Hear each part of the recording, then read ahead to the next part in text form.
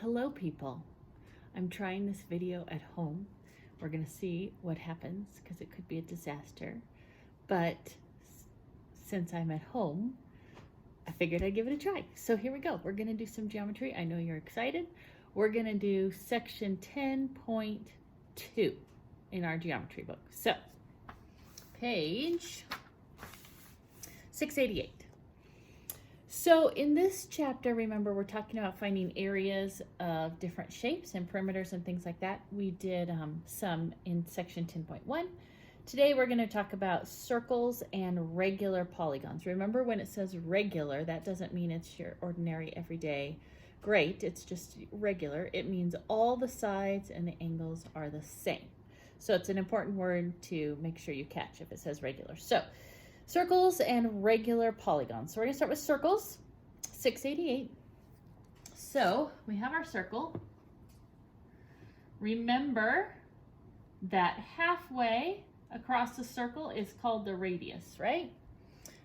And all the way across the circle through the middle is called the diameter. The diameter, remember, is half of the radius. Do you like how I just have like one eye showing? That's nice, huh? So the diameter, the radius is half, I totally lied right there. The radius is half of the diameter, okay? So to do the area, which is always given with a capital A, that always means area, okay? The area of a circle is pi times radius squared. And I think they also probably want you to do circumference, which is like the perimeter of any other figure. It's a circle, so it has a fancy name of circumference, and that is pi times diameter. Well, what if I'm just given the radius? That's easy, no problem.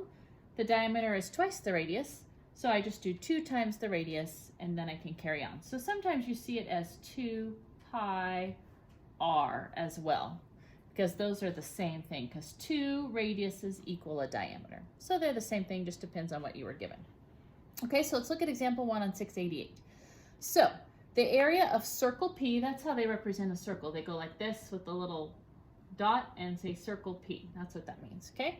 So the area of circle P in terms of pi, that means you can leave the pi as part of your answer. You don't actually have to plug it in and give me a decimal. If it says in terms of pi, that means just leave pi as part of the answer and move on. So we're supposed to get the area. The area is pi times radius squared.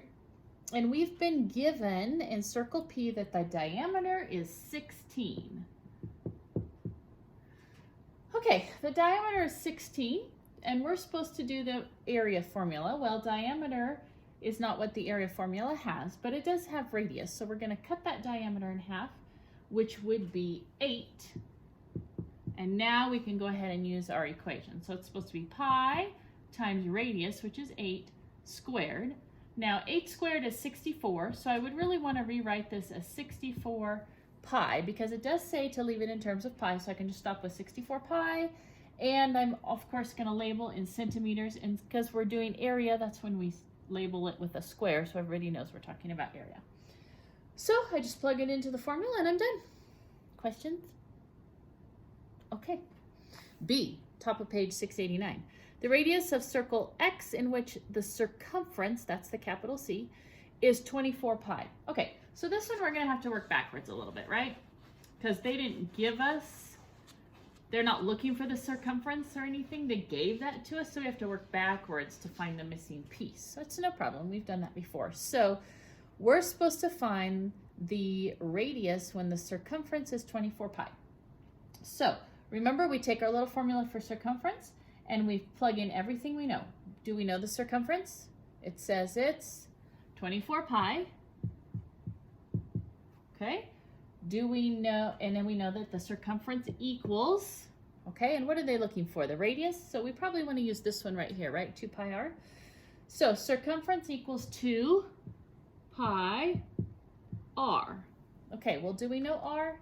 And that's what we're looking for, right? So we can't fill anything else in. So now we're just going to simply solve for r. We're going to get r by itself. So this part is really great. You're going to love this. If I divide this side by pi, I have to do the same thing over here to be fair, and what happens? Oh, it disappears. Oh, that's lovely. So perfect. I knew you would love that the pi's disappeared.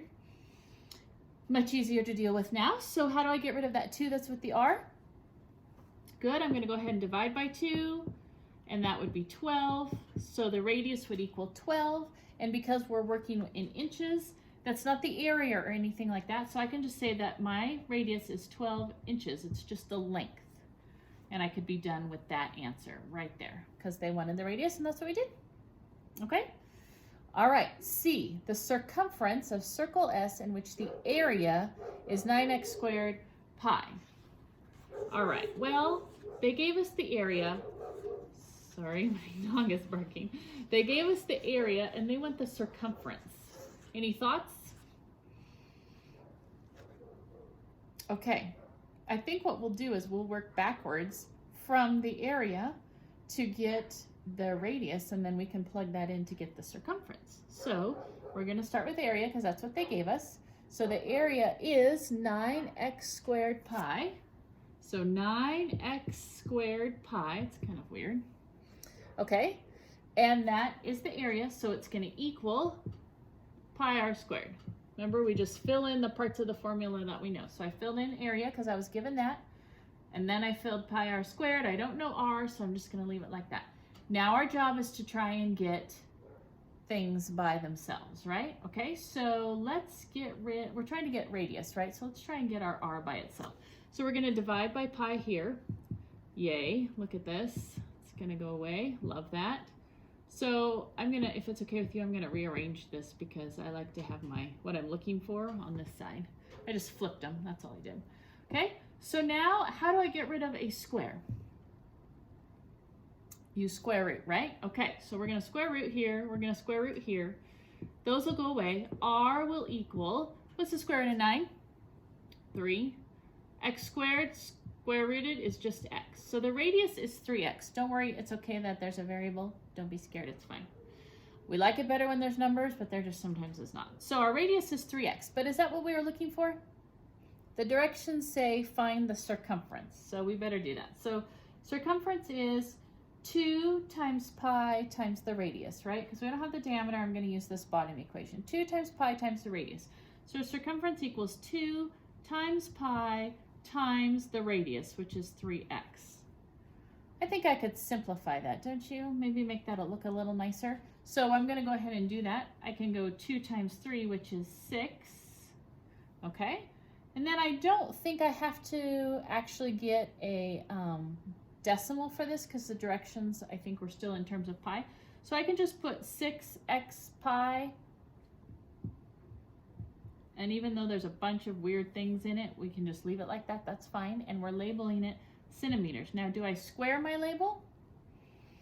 I do not square my label because we're not talking about area, right? We're just talking about the length of something. So I just leave it like that.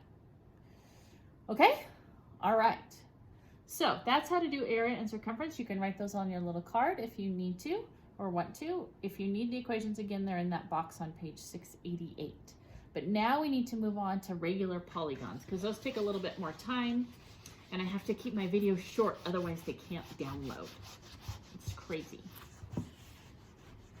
Okay, this is a little sketchy, this part. Could fall over at any second. Okay, so here we go. We are going to do the area of a regular polygon. So this is at the bottom of 689. The area of a regular polygon is apothem times perimeter times 1/2. I like to divide by 2, but it's apothem times perimeter times 1/2 is the way it is in the book. You can divide by 2 if you want, and it's the same exact thing. Okay, so probably I said a word that you have no idea what I'm talking about, which often happens, I think. But anyways, apothem is this little a right here. And in a regular polygon, which means all sides are the same, the apothem, here's the center of the polygon. This is a central angle when I can draw from the center of the polygon to vertexes. That would be called a central angle. And the line that connects the center to the middle of the side is the apothem. That guy right there, that dotted line, is the apothem. Okay? So apothem times perimeter, remember perimeter is just the distance around, divided by 2, or times 1/2. Okay? So let's look, that's it. The equation is at the bottom of 689, but let's go ahead and turn to 690 where we can do some examples. These are a little trickier. You're going to have to use your trig stuff to get through some of these, but that's totally fine. I think we did pretty well with that. So let's look at example 3A on page 690. A regular hexagon, okay, let me erase this because this is not a hexagon. How many sides are a hexagon? If you don't know, you can look at the example right there and it shows you. Okay, so here we go. 2, 3, 4, 5, 6. Okay, I tried to make it regular, you guys, but it's a little slanty right there, sorry. Okay, so we're going to do a regular hexagon with a side length of 6. Okay, regular means all the sides are the same. So if this side is 6, this side is 6, this side is 6. Are you understanding the concept? They're all 6, right? Okay. We have to, so I can get the perimeter, no problem. You want to do that right now? Let's get our perimeter right now.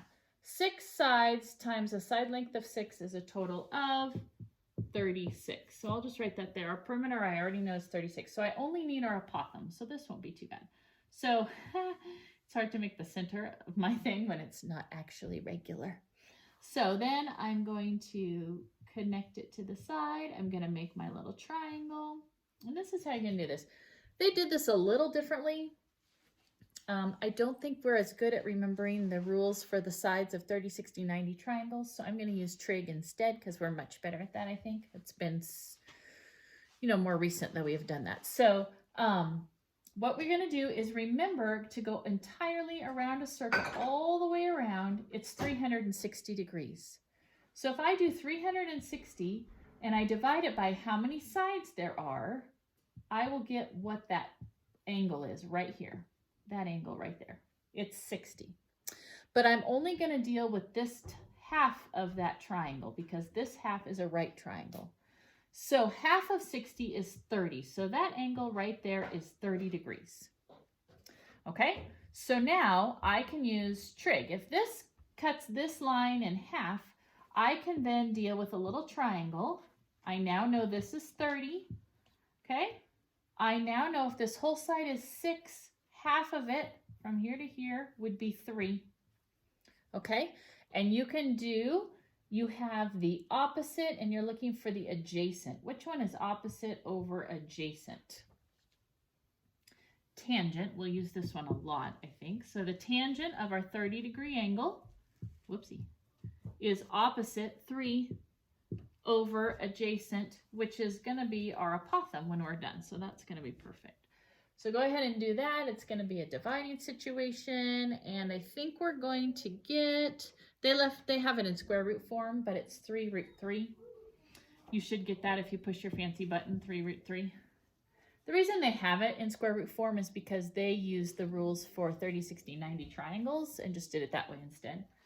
So it's 3 root 3. So now we can do our little formula. The apothem, which is 3 root 3, times the perimeter, which is 36, okay, divided by 2 or times 1/2, okay, and they get 110, oh, I'm looking at the wrong one. They got 93.5